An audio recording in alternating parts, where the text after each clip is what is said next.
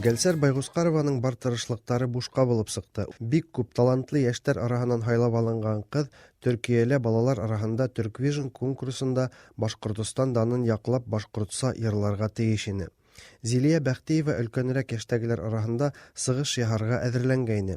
Улардан тыш Башкортстандан Ангелина Гафарова һәм Зөлхизә Илбәкова Мәскәү исеменнән Төркиялә башкорт йыр сәнгатенең ни тиклем алга киткәнен күрһәтергә тиеш иде. Әмма ике ил арасында сәяси хәл үзгәрү сәбәпле кызлар Төркиягә бармаячак. Конкурста оештыру комитеты итәкчесе Ислам Бахиров тик үкенеч кенә белдерде. Это отношения продолжались. Все, что хотят мира, спокойствия и дружбы. Люди хотят продолжения отношений, люди хотят дружить. У меня очень много русских друзей, я очень люблю этот народ. Әмма Башкортстанда Turkvision конкурсын оештыручы Айгөл Әхмәдиева киләһе елга ошо кешеләр мотлак үзләрен күрһәтер дигән ышаныс белдерде. Россия Төркиянән ит, балык, йемеш-еләк хатып алмаячак.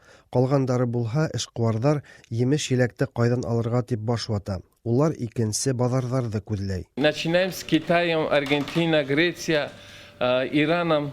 Вот оттуда эти товары мы можем принести. Азатлык радиоһы хәбәрчесе Өфөлә төрек кафеларындагы хәл менән кызыксынды. Администраторлар әйтүенчә, халык кәмемәй. Өфөләге төрек кафеһы директоры билдәләвенчә, әле Төркиянән килтерелгән алык-түлеккә контроль катгыйләшкән.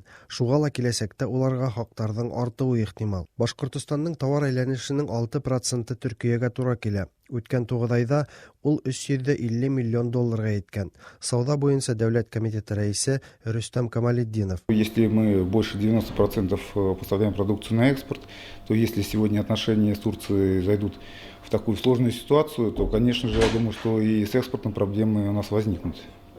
В первую очередь это по поставке нефтепродуктов. Төркиялә яшәүче якташларыбыз да ике ил арасында килеп туган хәлгә борсылу белдерә. Улар әйтүенчә, төректәр ягыннан Россия ватандашларын бернинди дә кысрыклау юк.